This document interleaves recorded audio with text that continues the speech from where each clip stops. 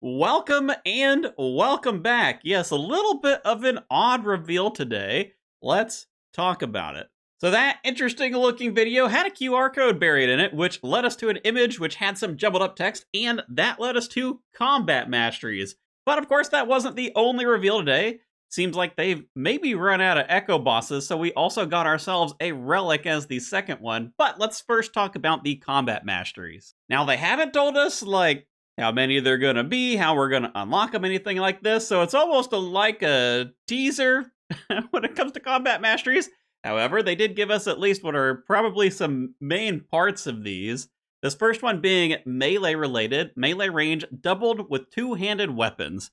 Now, I'm sure collectively everybody just went, oh my gosh, the halberd, which, yeah, I mean, that's the weapon that everybody thinks about in melee because it already has a range of 2, so with this combat mastery, it goes up to a range of 4, and I don't know how many good things that's going to mean for melee, but that definitely puts Mauritania stocks up. I mean, you're probably already going there anyway if you're melee, but hey, if not, one other reason to go there. Now, of course, there are other two-handed weapons in the game. This is not like an exhaustive image of them, but there are a ton. So you have things like God Swords, Blood Moon, Barrow set items, the Executioner's Axe, some things from Chambers. Even the Teku Salamander is rising to the top here. So all of these weapons, since they normally have a range of 1, it will only be a range of 2.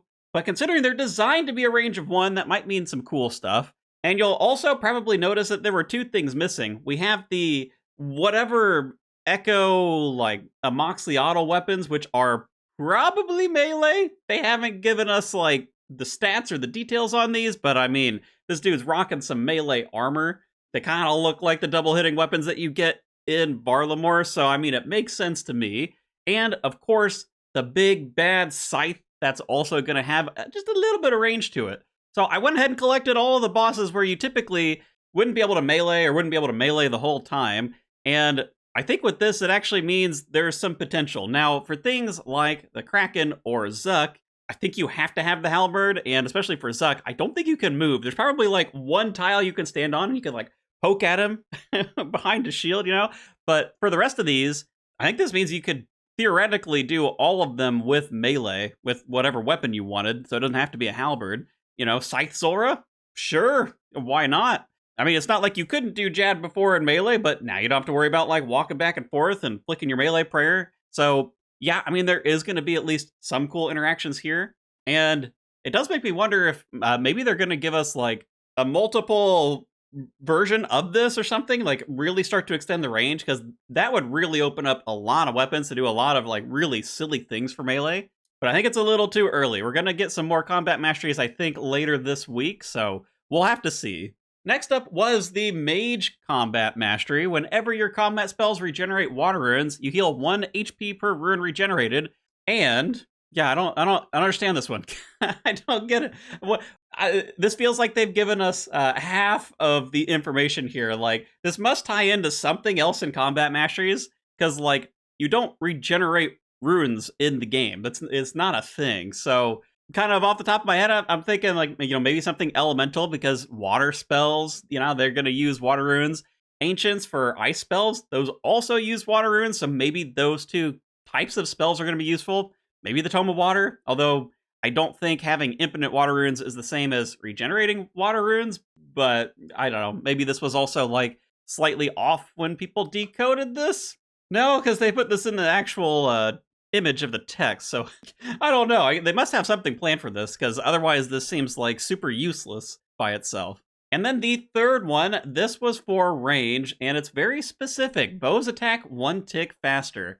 Now, again, it makes me wonder if they're going to do something else with attack speed, but it's really interesting that they're calling this out specifically rather than, say, like a more generic, okay, we get some sort of attack speed rounding. So it looks like they are probably doing something different when it comes to attack speed this year. And while this doesn't really help us with like the other combat styles, at least we get a little bit of a picture of what's happening for range. So bows attacking 1 tick faster. I've got the MSB, the Bow of Faerdinin, and the Twisted Bow. I've also got the crossbow down here as well, because while they say bows, I kind of feel like that would include crossbows. It may not. It may be specifically bows. We'll have to see as they give us a little more info. But these are the base speeds for these weapons, and what it'll mean is the magic shortbow goes down to 2 ticks, which is the speed of a blowpipe on rapid. We've got the bow of fair Denon going down to 3 ticks, which is the speed of the magic shortbow, and we've got the twisted bow going down to 4 ticks. This is basically whip speed. So it is a little different than what it was last time, and that actually means that the bow of fair Denon's probably going to be quite strong, because we're not saving quite as many ticks on like the twisted bow or even the crossbows if those get included. So maybe this will be the year of Taranwin. Although this doesn't say anything about blowpipes, so we may not get ourselves a 1-tick blowpipe, which is maybe dragging the Taranwin stocks down a little bit. Also probably dragging the desert stocks down a little bit, because it seemed like they were going to give us the whatever Calphite blowpipe. But while I'm on the topic of echoes, we had 2 ranged-looking echoes coming in here. So we had the Hispori whatever something like healing related bow, and we had the KBD's interesting double-headed looking crossbow. Now, if both of those are impacted, that might mean that these regions, these weapons, are going to feel that much stronger for your range build. So while I don't typically think of Kourend as like it's a range pick for yourself, maybe that'll be cool. And likewise, for the Wilderness, I'm not normally thinking like, yeah, let's go to the Wilderness as a range build, but if these 2 are impacted by combat masteries, that might change my mind. But that's what we had for the combat masteries. How about for the relic? You can probably see it on here. We got ourselves a teleport relic in tier 2. Means really bad things for my board. We'll circle back to that here in a minute. What is this one going to be doing? Well, it's going to teleport you to an agility shortcut of your choosing.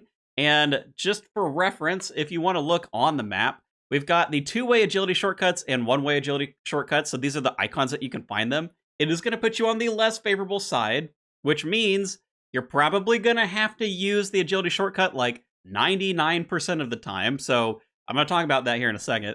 And of course, this doesn't have any restrictions in the Wilderness, so you can use it. You're in the deep wild, go for it, teleport somewhere. Cool, you're good to go. So right away, this one is going to pair way, way better with Hotfoot, specifically in tier 2. That is because Hotfoot not only passively trains your agility, but it allows you to bypass any of the requirements on the shortcuts. So because this is putting you on the less favorable side of things, meaning you're probably going to have to use the shortcut, yeah, this will help you be able to actually do that. Because otherwise, if you're going to take this relic, I guess you're planning to train your agility up to like 70 or 80 before you really teleport around. Because, man, I mean, some of these agility shortcuts, they have some really high requirements. You probably get away with like 50, and that would give you like the majority of them. But we're going to talk about each of these different teleports later. I also wanted to call out, this would include Mithril Grapple shortcuts, but it's not like you could just use the Mithril Grapple shortcut without a Mithril Grapple. So if you take this, while I don't know that any of the Mithril Grapple spots are that useful, you may want to carry one on you just in case, you know? But okay, since this is a teleport relic, we know it's going to be up against Evil Eye, and there is still one other one. There's also the whole like farming teleport thing. I'm not really going to talk about that a whole lot here because it's on a different tier, but do keep that in mind. You know, you may end up wanting to go for that for like the Fairy Ring access and the leprechauns, especially getting around to farming patches.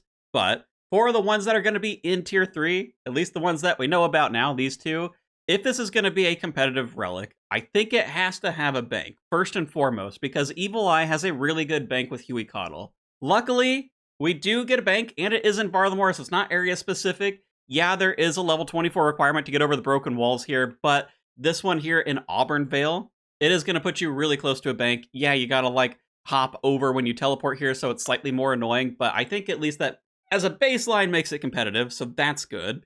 With that put aside, let's talk about all of the other agility shortcuts in the game. And I also want to preface this. I know there's a lot of places where you think you're using an agility shortcut.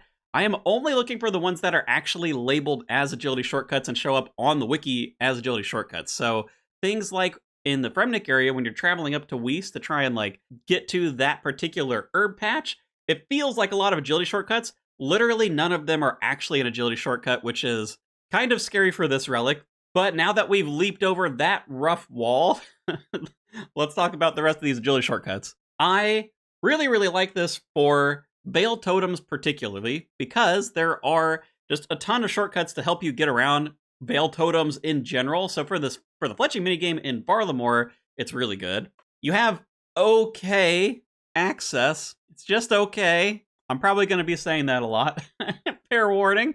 You have okay access to Camptorum. Yeah, you aren't going to have the Quetzal bird that's right next to the entrance of Camptorum initially, so this can help you get into like the rune shop, maybe like the mining activity that's down there. Get yourself to the start of moons, I guess. I don't love when we start talking about bosses, because at any point if we start talking about bosses, it's like, why didn't you just go Evil Eye? But I digress. This also does give you access to hardwood trees, which is kind of nice, like right there, south of Taltekin. I didn't really know where else to include this one. It does give you access that's like pretty decent to the Cosmic Altar in Xanaris. That's level 27 runecrafting.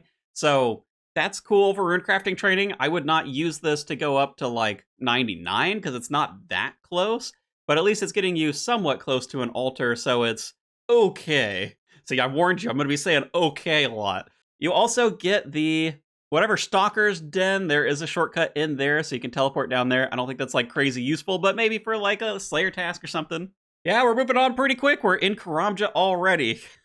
I know. A lot of areas are going to feel like that. Now, for Karamja, it does actually have a pretty good one here for your Slayer Master. We are going to get the Shiloh Village quest completed, so you're going to be able to come here pretty quickly. And even though it's probably going to pop you on the other side of this rock and you have to use it to come across, that does get you closer than, like, until you get, what, the elite tier of the Karamja gloves that actually teleport you up here. So this is going to be a decent Slayer teleport for a while.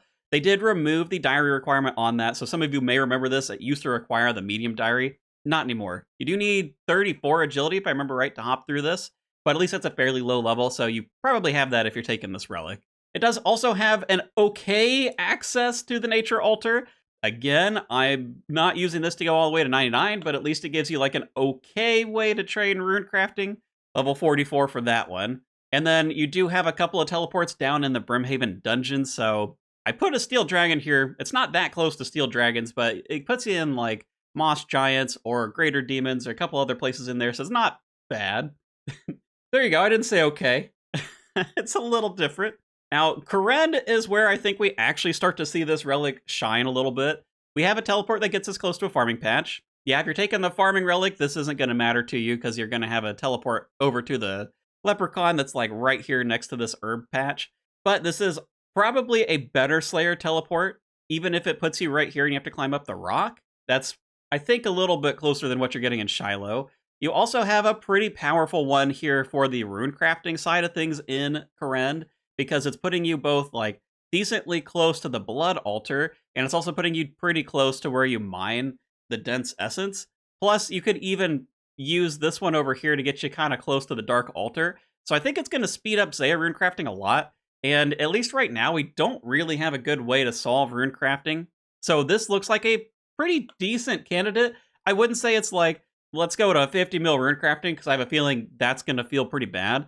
But I think this is probably strong enough to get you up to 99, and you wouldn't feel like awful about it. You probably still feel pretty bad, though. I'm trying to sugarcoat this, man. Everything I look at here, I'm just like, yeah, it's okay. It's okay. We'll move on, though. There's some other stuff.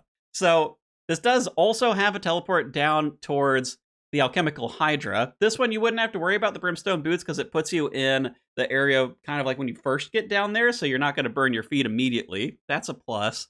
Actually, that might even make it a closer teleport to the Slayer Master. You probably have to test that, but either way, you have options there. This does teleport you into Yama's lair as well, or I guess the Chasm of Fire, not like his literal lair, but you know what I mean. Like, it's down there. It's pretty close to that. You do also have a couple of teleports down in the Catacombs of Karen, so helping you get to some of those Slayer creatures more quickly. There's also a teleport that's going to bring you basically right up to the Red Dragons in the 4th dungeon, so that's an interesting one. And I wish I had more to say. Karen might be the best area for this. I guess we'll find out. Taranwin, hello. This is doing basically nothing for Taranwin, let's be real here. We've got the Slayer Cave in Prifdinus, but it's not hard to get to Prif. We've got Zora, but this is a shortcut off of a fairy ring, so like you could already get there anyway. Official Bin in Taranwin. The only bright side I can say for this relic in Taranwin is the Evil Eye one isn't doing anything for Taranwin either, so I mean, at least they're like kind of even. All right. Kandarin, oh, I was looking forward to this one. Kandarin is a massive area with a lot of shortcuts, so surely we can find some good stuff. Like this, the one you can kind of like get yourself to the Mages Guild for runes. That's good, right? I mean, that's this one over here. It's kind of close to the Hunter region. There's a bank. We have a bank. Dang it, Barlamore already had that, didn't it? The coal trucks. We have the coal trucks. look, guys, Kendra, it's winning. Okay, no, dude, it's so bad. It's not. I looked, dude. There's so many places where you jump around in Kandran and like maybe for clues, but it's just not that good. Oh, is this relic even gonna hold up, dude? Fremnik, it's the same story. Like I mentioned before, like you might think, hey, I could use this to get to the Weiss herb patch, which is like disease free. That's cool. Maybe I'll farm some herb. No, it's not an agility shortcut on the map. It doesn't count. So I guess you're using this to like get to Karasks because the Slayer dungeon in there it has a lot of, well, maybe not a lot. It has like 2 shortcuts, so that's kind of something. You can sort of get closer to Dagonoth Kings. This is definitely way worse than Evil Eye would be, but I mean, you picked this relic, so you get something. Yeah. Oh, lordy. One of these areas need to save this thing, dude. Asgarnia. Okay, Asgarnia has some good stuff. We've got a teleport to a Slayer Master. Yeah, I know you could use like a Games Necklace and come out to Birthorpe anyway, but this one means you don't have to carry a Games Necklace, okay? It's there. It is going to help you a little bit on your farm runs. You've got a disease-free patch over here once you've got that quest out of the way, and that's something. You've got a tree patch over here. I think this one might be a mithril grapple, though, so make sure to carry one of those on you. Mother load mine. There's shortcuts in there. They exist. Yeah, good teleports. Good relic. Bosses. Why didn't you go Evil Eye? Okay, in fairness, Taverley Dungeon, you're not just going down there for Cerberus, so I mean, maybe there's like some stuff there, like blue dragons, black dragons, heckhounds, I don't know. God Wars, yeah, you can teleport to like the entrance to the Armadillo section of God Wars. Don't forget your mithril grapple, everyone. If you're going there, you're gonna need it. The Royal Titans, the Asgarnia Ice Dungeon, it has a couple of them. I mean, you can go down there for Royal Titans, you go down there for Wyverns. Yep. Okay, Wilderness. Hold on. I've been trashing on this relic now. You're probably thinking the Wilderness has a lot of bosses. Why don't I just go Evil Eye? You probably should. But basically every cave in the Wilderness has agility shortcuts. So there is something down here, okay? If I were going to take this in the Wilderness, it's probably for Slayer because you have like a couple of shortcuts in the Slayer cave, which is this over here. You've got Lava Dragon Isle, get some early prayer maybe. You've got like the northern whatever dungeon, which has like hill giants, moss giants, a couple other creatures in there. It is kind of close to the Chaos Temple. I know that's not a great one. Revenant Cave, yeah. You probably go Evil Eye. I'm being real. Okay, anyway, desert. We're on the desert. We're trying. We're hunting. This is a tough one, guys. Okay, we've got this teleport here, which is pretty close to Leviathan. We've got this teleport here, which is pretty close to the Calphite Queen. We've got this teleport here, which is pretty close to Tiaway. Evil Eye, is that you? Oh, it's just hiding here. It's pretending to be a different relic. Oh my gosh, dude. Okay, well, I mean, there are a couple other shortcuts in the desert, but they're nothing crazy, man. I mean, you got the Alcarid Palace, which is the Glory teleport. And yeah, I mean, a Glory is kind of a pain in the butt to get on an Iron Man, but it's not, like, what is this doing for you? You've got one in Paul Nivneach, I guess. If you wanted to, like, go thieve the bandits there or get to the agility course, I don't know, man. Mauritania, do you have anything? Do you have anything for us? Is this even worth taking? A Barrows teleport? I shouldn't mention the boss ones first, should I? Golly, dude. Slayer Tower teleport, which totally doesn't have a boss in there, like Grotesque Guardians, no sir. Bergdarat, I mean, yeah, I guess. The Hallowed Sepulchre, that totally doesn't have another teleport item to get you. I don't know, man. What is this? A Raxor? Yeah, but why didn't you just go Evil Eye? Okay, there's at least there's the True Blood altar. Okay, we got something. It's for rune crafting. Okay, I think this relic's literally for rune crafting. I don't know what else you're using it for. Would I use this to go to 50 mil? No. Would I use it to go to 99? Maybe. It's still not going to put you like that close, but I mean, it's less of a run at least. I don't know, man.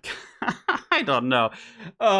Here's the board from yesterday, okay? And it's a rough day. It's a rough day for reveals. My board's trashed. I mean, these two here, you're taking Evil Eye. I think you're taking Evil Eye. Maybe you can make a case for like random clue steps and like a little bit rune crafting for the map of Alacrity, but gosh dang, dude, it feels bad. I don't know. I don't know. Do people like this one? Is this one even good? Uh, but I do need to shift some things around on my board because unfortunately what I thought was prayer is definitely this relic right here. So there you go. All right, we're putting total recall, I guess, in tier 6. I really don't want to put it in tier 7. I'd be really surprised if we get total recall in its full form here in tier 7. But yeah, we're keeping Bank Heist, I guess. We're going to find... I mean, Bank Heist might even be like Banker's Note for all we know. I mean, that would kind of make sense for what this could represent. But then what is this down here? I don't know, dude. I'm in shambles today. I probably spent too long looking at like agility shortcuts, and they're all just trash. And I don't understand.